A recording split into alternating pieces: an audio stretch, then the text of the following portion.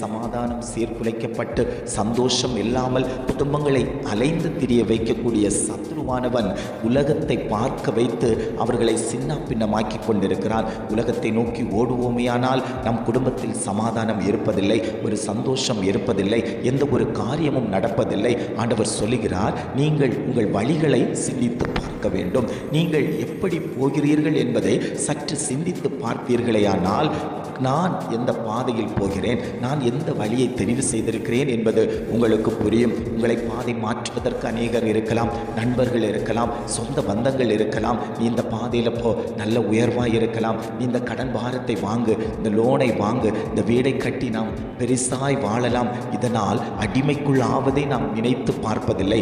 அவசரப்பட்டு இந்த காரியங்களை செய்துவிட்டு பின்பு அழுகிற அநேக ஜனங்கள் இருக்கிறார்கள். நான் தெரியாமல் செய்துவிட்டேன், தெரியாமல் அந்த பாவத்தை விழுந்து விட்டேன், தெரியாமல் இந்த காரியத்தை செய்ததினால் இன்றைக்கு இவ்வளவு கடன் வந்திருக்கிறது, இவ்வளவு பாடு வந்திருக்கிறது, இவ்வளவு கஷ்டம் வந்திருக்கிறது என்று சொல்லி தேவ சமூகத்தில் அழுது கொண்டிருக்கக்கூடிய அநேக ஜனங்கள் உண்டு.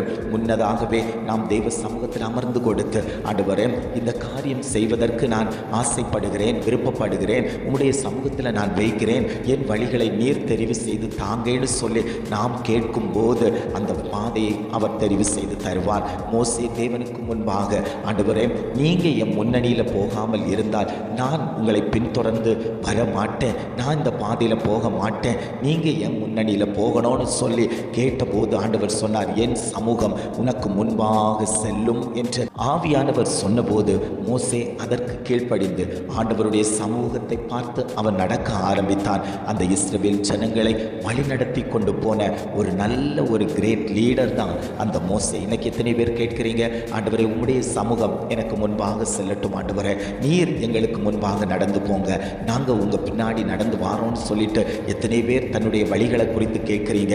இன்றைக்கி அநேகர் பாவத்தை நோக்கி ஓடிக்கொண்டிருக்காங்க. நண்பர்கள் கூப்பிட்டதும் ஓடுறாங்க, தன்னுடைய சகோதரர்கள் கூப்பிட்டதும் ஓடுறாங்க, தன்னுடைய குடும்பத்தார் கூப்பிட்டதும் ஓடுறாங்க. பாதை மாறி போய் விழுந்துகிற அநேக ஜனங்கள் இருக்கிற இந்த உலகத்தில் ஆண்டவர் உங்களை பார்த்து சொல்லுகிறார், மகனே மகளே உன் வழியை நீ கொஞ்சம் சிந்தித்து பாரு, நீ எந்த பாதையில் போறேன்னு பாரு. நீ இந்த பாதையில் போனேனா சத்ருவானவன் உன்னை இழுத்து வைத்து விடுவான். நீ இந்த பாதையை விட்டு விலகு, நீ என்னிடத்தில் வா, நான் உன்னை உயர்ந்த கண்மலைக்கு கொண்டு போவேன், நான் உன்னை உயர்ந்த ஸ்தானத்தில் வைப்பேன், நான் உன்னை உயர்ந்த அடைக்கலத்தில் வைப்பேன், நான் உனக்கு பலன் தருவேன், நான் உனக்கு அனுகூலமான கர்த்தராய் நான் இருப்பேன் என்று ஆவியானவர் குடும்பங்களை பார்த்து அவர் பேசிக்கொண்டிருக்கிறார்.